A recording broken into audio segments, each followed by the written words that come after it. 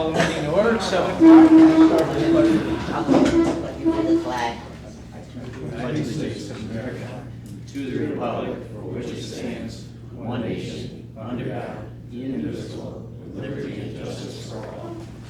A little slow getting up today. Oh, my gosh. Blew out my purse on my niche. Okay, so hopefully everybody received the minutes. And if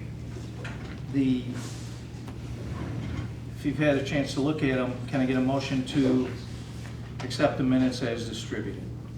I'll that. I'll second it. Thanks, Jeff. Any discussion? All in favor? Aye. Any opposed? Motion carries.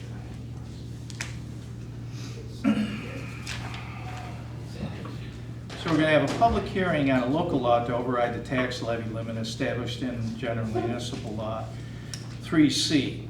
May I have a motion to open up the public hearing? I'll move that. I'll second it. Okay. Now that the public hearing is open, is there anyone wishing to speak for or against the proposed local law?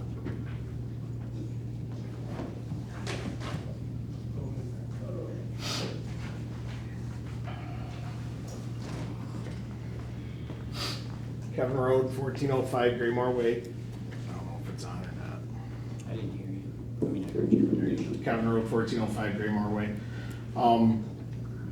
Sort of the reason I asked at the last meeting about the fund balances and the unappropriated and what we've put in the bank the last couple of years that, or last year that we don't know, is we're looking to override a tax levy limit that from the preliminary budget, it looks like we're coming under last year. We don't know what the actual cap limit is this year. Usually the comptroller gives us a number on what the actual cap to override it is. So I'm a little lost as to if we think we're gonna be over budget, we would need to override it, but if we have a bunch of money sitting aside that we can use to offset that, in essence, maybe overtax funds and with the COVID money coming, do we even need to pass this law? You can't use COVID money for any budgetary thing, so that's out anyway. If you're talking about the ARPA money, there is COVID money coming.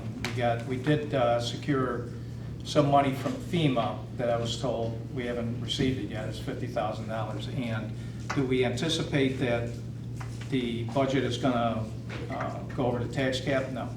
But this is done like an insurance policy with anything. If something were to happen tomorrow that we had to spend a bunch of money this year, we might have to do some other things at the end of the year. So that's all this is insurance. But right now, if you saw the preliminary budget, there's a tax decrease in it. So, but we're not through with that yet. Right. So that's what. But the public knowing if there's $2 million sitting in the bank when normally there's 800,000, that would tell us we'd have money that we could use to balance the budget and not have to raise taxes and not even have to worry about this. But we're all in the dark. Thank you. Anyone else? Hi, Rob Helfrich from 349 Hourglass Lane. Yeah, I was just looking at this. I was going through the last year's budget, 2021 and 2022, and it looks as if you're completely. It's been pretty stable really for the last couple of years. It doesn't look like the budget's going up. It looks like it's pretty much where it was, if I understand it correctly, where it was last year. No, it actually went down last year. Okay, so but not by a lot. It's relatively $300,000. I think that's a lot. Okay, from this year to last year? No, from last year To this year. Last year's budget was about $300,000 less than the previous year's budget. Okay. Yes. So, but it's about the same from what you're proposing this year, right? Or this for 2022 versus 2021. But that's a tentative budget, and the thing with the tentative budget, I put the tentative budget together. Now, during that tentative budget, there were some things that I eliminated to present to the board, and I presented a budget that was showed a decrease for both village and town. But until we're through with the rest of the board, I'm not the only one that makes those decisions, the rest of the board, they might decide to reinstitute some of those, some of the areas that I decreased. So I think that's great. I think the fact that we're keeping a good fiscal responsibility and keeping the budget pretty much in line and nothing with over extensive spending over last year's amount. I guess the only concern I really kind of have overall is more of a kind of a broader question. And when I look at the total assessment pool, last year it was just over, it's about 3.1 or 3.2 billion. And this year it's for 2022 it's 3.5 billion. So it's actually gone up about 8%, the total assessment pool that you draw that from. So, where's that? Is that increase in assessed value? Is that probably a combination of increase in assessed value? I mean, certainly my taxes have gone up, my assessed value has gone up. Also, with increased growth. Lysander is one of the fastest growing, if not the fastest growing area in the county, between, industrial, commercial, residential.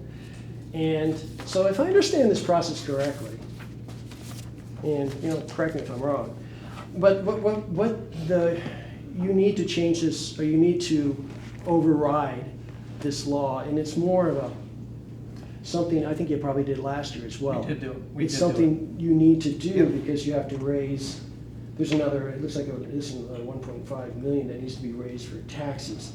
So I think what's gonna happen here, because of that assessment pool is actually increased, all right?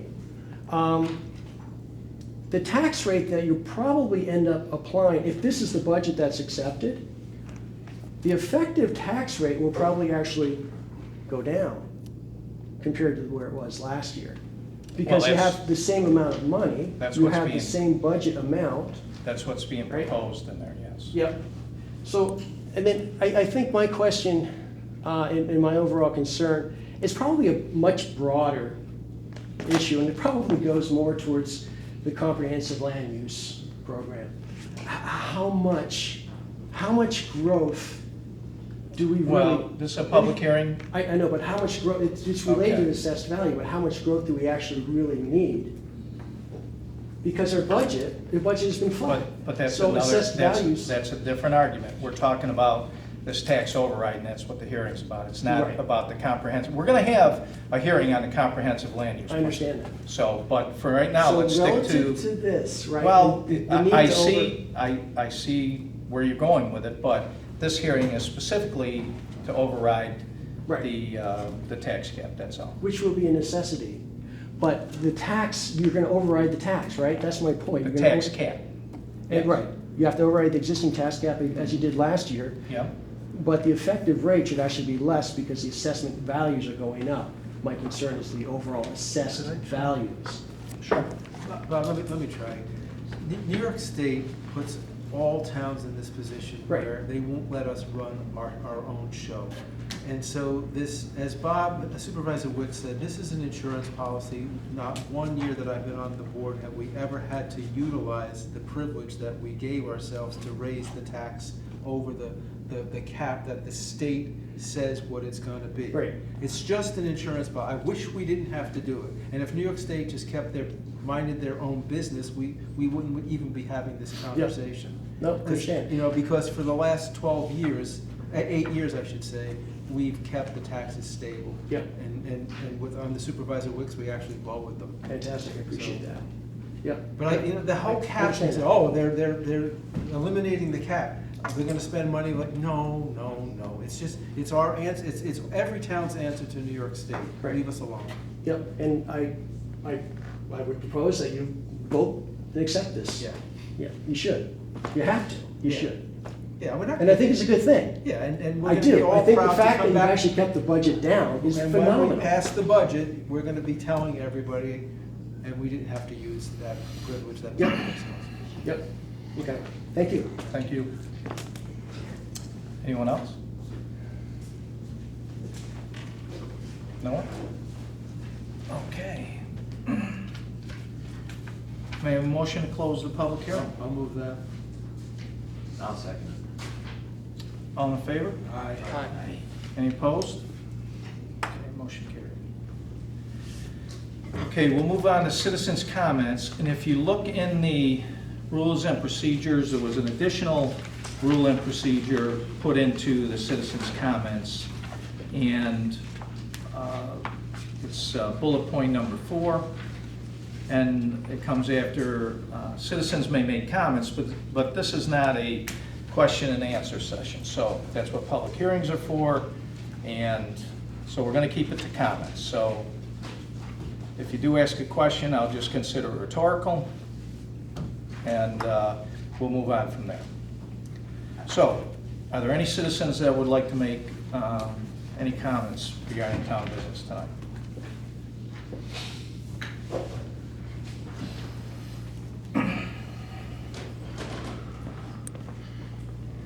Kevin Road, 1405 Greymore Way. I saw that there's no budget transfers yet for the union contract raises, salaries. Just wondering when we're gonna get to that. I sent an email a couple weeks ago about looking for the unappropriated fund balances and what our balance sheet looks like. I've yet to receive an answer. There's a budget modification request for the Parks Department.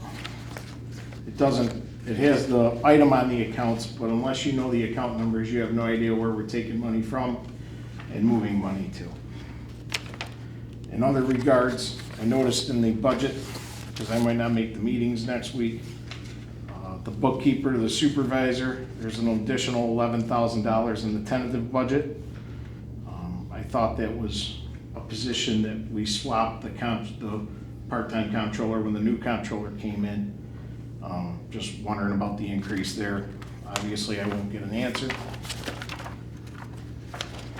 And I saw in the cemeteries fund, normally my Aunt Norma will come and talk. She might not be feeling well, or she might not have remembered the meeting. I saw that last year we had $20,000 in there. I don't know if that includes Chase Cemetery that the town takes care of. This year I saw the tentative budget had moved it down to 15. I do know that this couple cemeteries that we help give money to do need the money, and if they didn't spend it all last year, it may have been because of COVID and people not meeting and understanding what's at issue, or maybe they've solved their issues. But I just asked someone to reach out to the cemetery committees and let them know they might need some help, especially in a year where we might have extra money. Eventually one year we're gonna end up with these cemeteries anyway. Thank you. Okay. Is there anybody else? Yes, sir?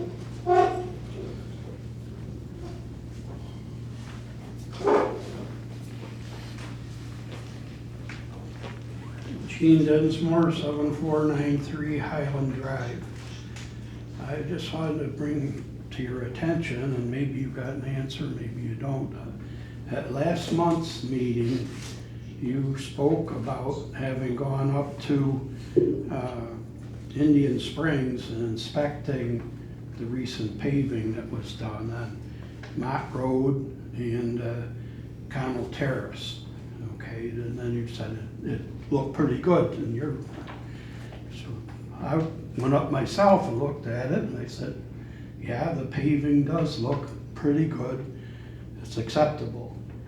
However, the mailboxes are normally, if they're in the way, they're displaced and set aside or relocated while they're doing the work to provide clearance, and when they're done, mailboxes are put back according to postal regulations, which require them to be within arm's length of the curbing so that the carrier can reach the back of the mailbox before, pretty simple.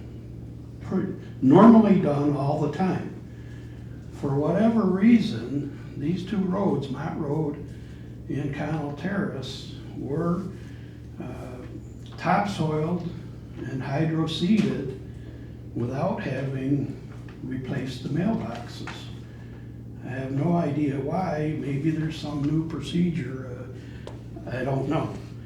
But I do know that now, as a result of this, the mail carriers have to jump the curb in order to get close enough to the mailboxes to put the mail in. And if you go up there, you know, you probably went up and looked at the blacktop like you said you did. But take a ride up there and take a look at the mailboxes and look at the rutting that has taken place. They have the topsoil and the grass all torn up at half to 3/4 of the mailboxes because the mail vehicle has to jump the curb to get up close enough to put the mail in. So I don't know how this happened, but I do know that it needs to be corrected before the snow flies. Otherwise, when the mail van jumps the curb and goes up there, he's probably going to get stuck. So I don't know, maybe there's some reason. I asked the town engineer about it, and he said he referred me to the highway guy, and he was unavailable. So I'm putting it in your hands. You know, take a ride up there and take a look. Maybe there's a good reason for this and an explanation, but I think probably not. But take a good look at Mott Road and Connell Terrace and look at the position of the mailboxes in reference to the curbing, and look at the mud tracks where the mail vehicles have been jumping the curb in order to reach the mailbox. So, thank you for your time. Okay.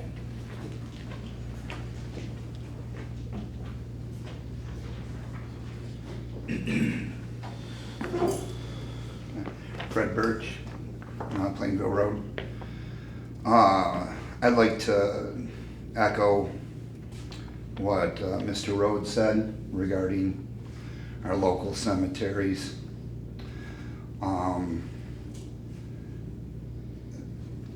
This weekend, I spent quite a bit of time down at my local cemetery, which is Lysander Cemetery. I dig the graves there, but after I got done doing that, while I had the excavator and dump trailer there and stuff, I spent another day taking down trees and doing tree work for them pro bono and clearing area where they eventually want to put in the utility road, which has been overgrown and stuff. And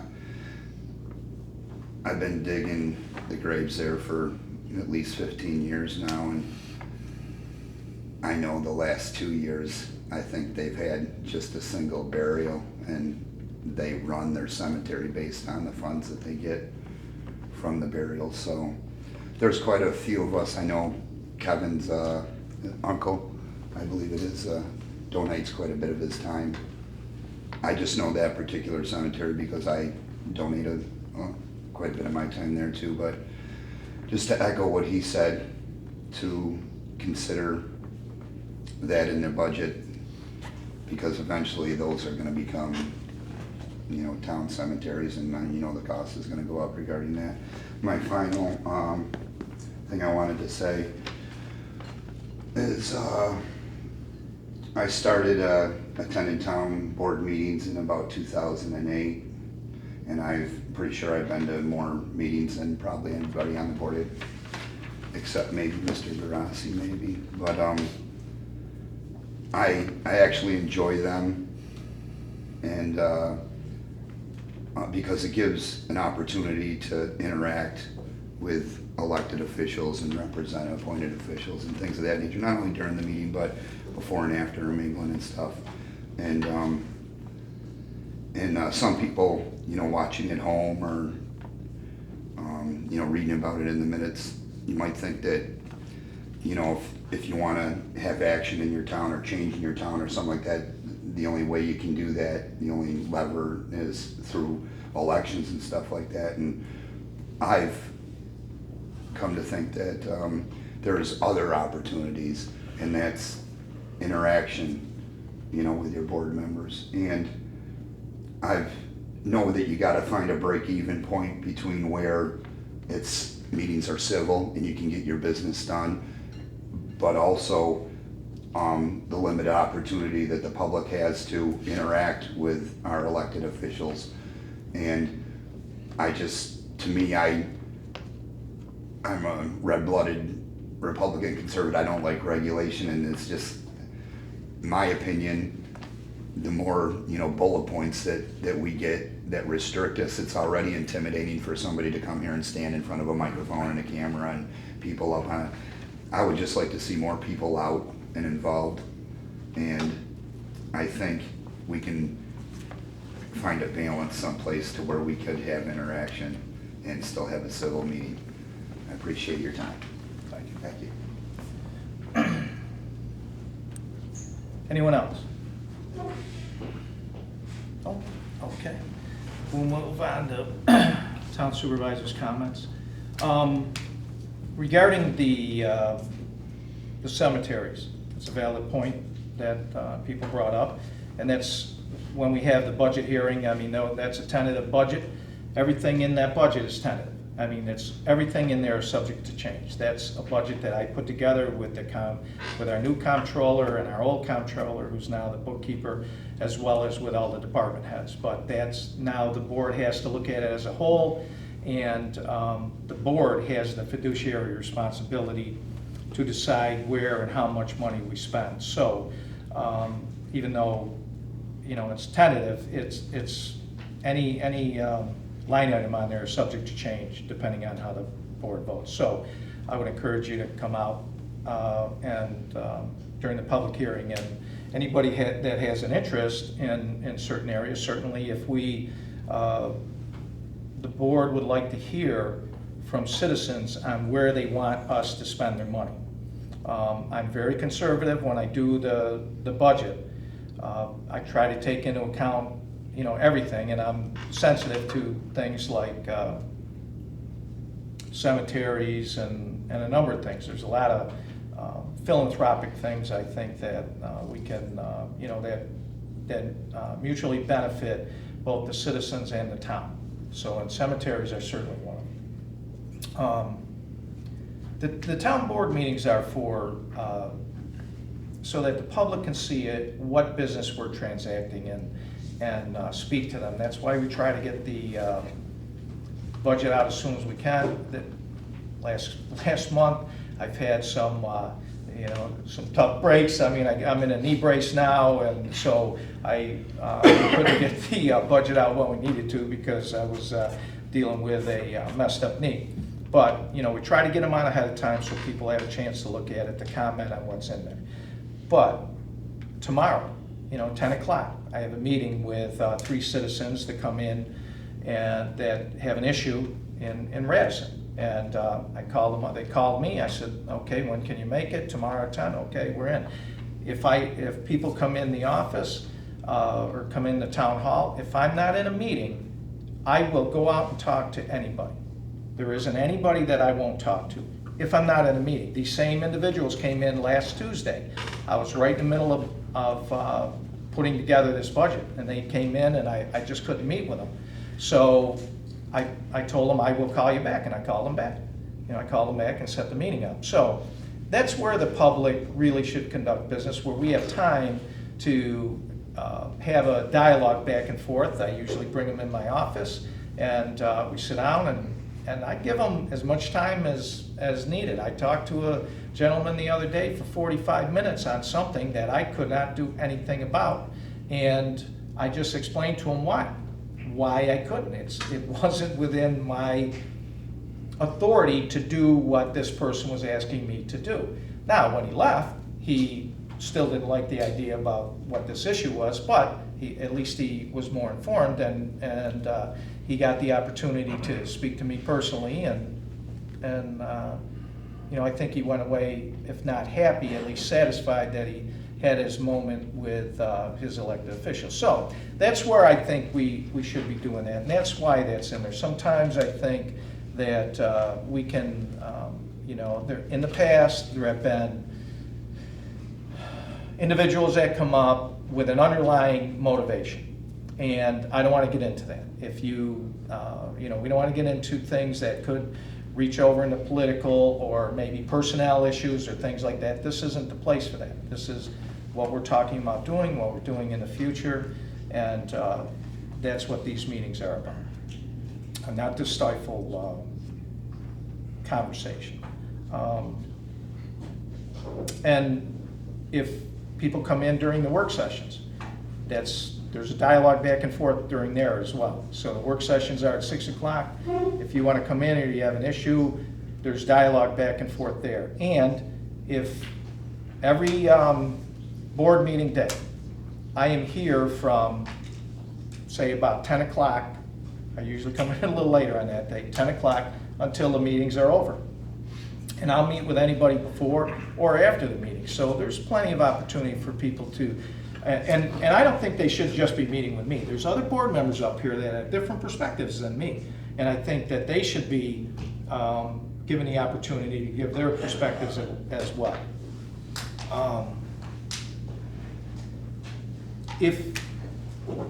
With what we've been doing with our budget and the budget this year as well, I just, if you go online and you go on to the State Comptroller's website, they will give you a list of communities in the state, towns and villages and cities that are, and they give them a score. And if you reach a certain level, you're in distress. Then it could be serious distress. We have the lowest score that you can get. Low is better, kind of like golf. This is golf here. We have a great golf. We're pros if you look at the score we have. We have a very good, we're not in distress. We're not in distress because of the fund balance we carry, because of the way that we handle our budget, and a number of things. And you can go through and take a look at the town of Lysander's scores and where we fit in and compare them to other towns. But I can tell you, I know at least 2 other towns are going to raise their taxes this year. We're looking at lowering the taxes. And we're going to be doing a lot of things. But we've been very fortunate. We've been fortunate on the county level with our county legislator, Brian May. He's been very good to the town of Lysander. We've been very fortunate with the county executive has been out here, and he's very interested in this town. Our state representative, Will Barkley, has given us grants, and our state senator, Mannion, has given us grants. So we're getting it all across the board, as well as money from FEMA, and we are pushing these grants as much as we can. And I got to give our town engineer some credit here, because I go to him and he's actually the one that spearheads. When I have an idea or I look at something, I go to him and say, what can we do? And 19 out of 20 times he said, yeah, we can do that. And he has a lot of work, but he does a lot of work on those grants. But collectively, with the employees of this town, I think we're all doing a good job at bringing in money. I don't have the exact number now, but we have money coming in this year totaling about $1.5 million. We have some projects that we're looking at with the park going to total about $600,000. That's going to be done almost exclusively with grant money. That road, West Entry Road and Willett Parkway, other than $10,000, that whole project was done with money outside of Lysander taxpayer money. Well, it's all our money. I mean, if you get grant money and things, except we got some from National Grid, so that's good. We got some of our money back from there. But all of those projects were done with money outside of the town. So when you take a look at that, there's $458,000 on Willett Parkway, another $200,000 over on West Entry. So you're talking about $668,000 that the town residents don't have to pay. So this is where we can keep that down, and this is where we're trying to really push these grants and these other things to help defray the cost with for the town residents. Now, in saying that, the reason we have such a good score from the comptroller, part of it is our fund balance. Now, some people, they don't actually say how much that you're supposed to have. So to come up with a number, that's just, the state comptroller doesn't even come up with a number as far as how much you should have in your fund balance. Now they list a bunch of numbers, and we'll use 15% for the top. Well, if you're a $200 million organization, that means you have $30 million in the bank. Well, we're a $5 million organization, and a little over $5 million. That means we, sticking with that 15%, we'd have $750,000 in it. $750,000 is not a lot of money, depending on what you're doing. So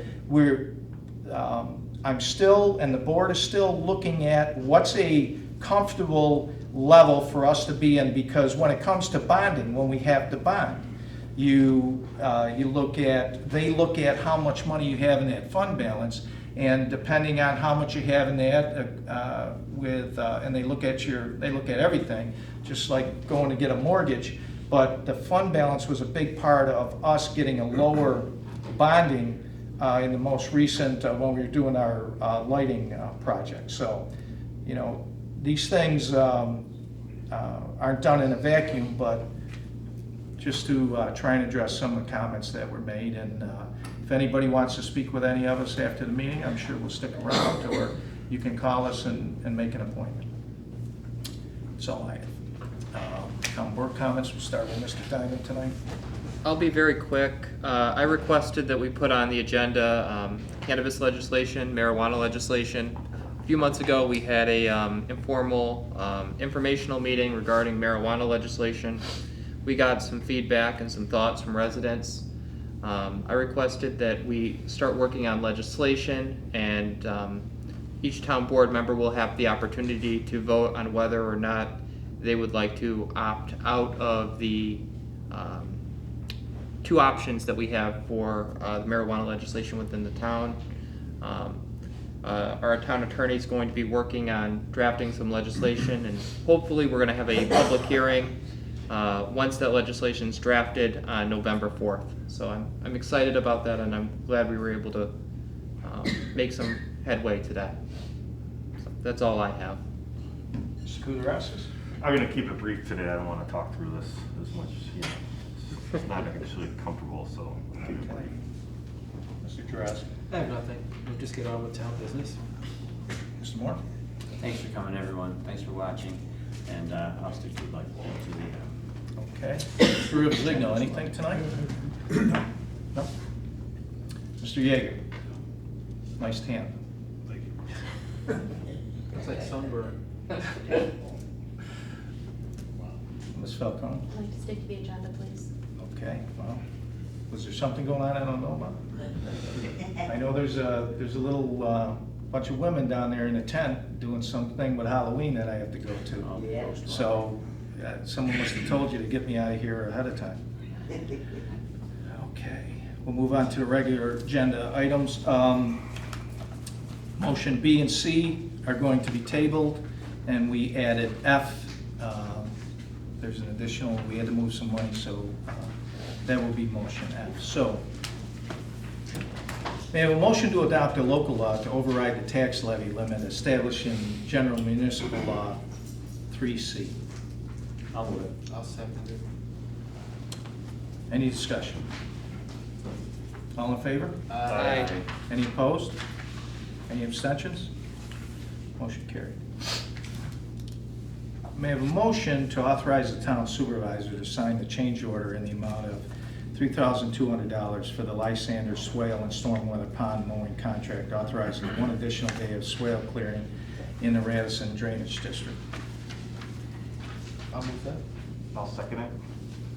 Mr. Yeager, you want to just fill them in on what that is? Yeah, we just have a spot that we just didn't get to. Growth was pretty explosive this year with all the rain. We need about one more day to finish the contract. The contractor has indicated that he has some availability in the next couple weeks that he can squeeze a day in for us, so we would like to just get this taken care of. Okay. Any further discussion? All in favor? Aye. Any opposed? Abstentions? Motion carried.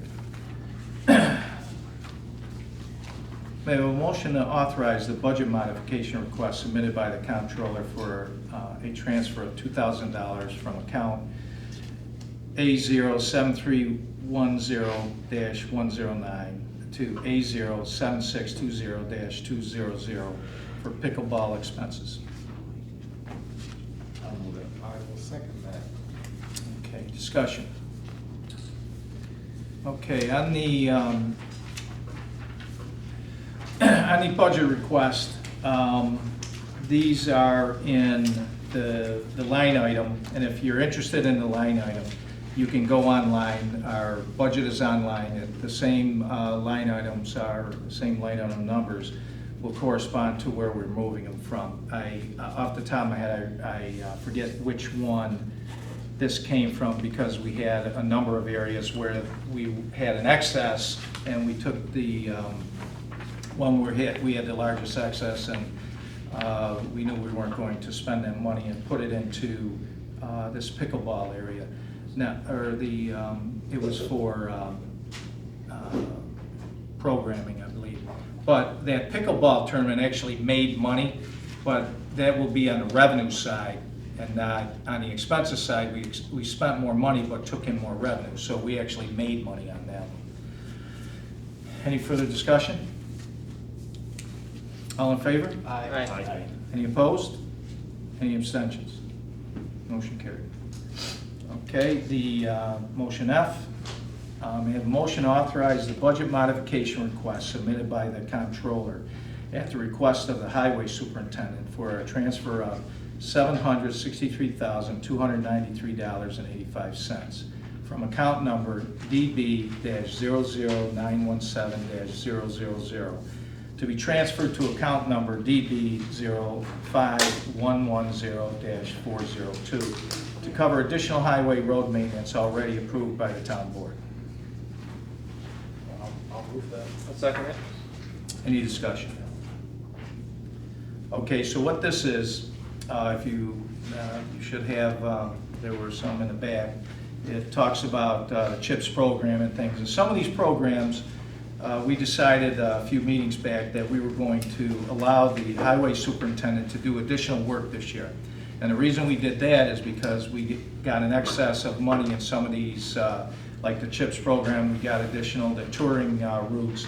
That $456,000 was money that only the town of Lysander received. We had no idea that we were going to get that, but we got it anyway. And so sitting down with the highway superintendent and our engineer and the board, we decided that it was prudent to do those projects this year because the cost of materials next year is going to be exponentially larger. So we thought it was the best way to spend our money, and that's these are all CHIPS is reimbursed, PAC New York is money that's grant money, extreme winter severity money is grant money. National Grid is the money that we negotiated to do to allow them to tear up our roads, and the touring rate routes was grant money. So this is all grant money, but with these we have to, especially with Willow Parkway and CHIPS program, we have to spend the money and then we get reimbursed later. Any further discussion? All in favor? Aye. Any opposed? Any abstentions? Motion carried. Okay, we will have a need for an executive session to talk about some employee work violence issue that we have to discuss, and discuss salary on a proposed new position, as well as potential applicants. May I get a motion to move into executive session? I'll second it. Okay, we're moving into executive session at 7:48.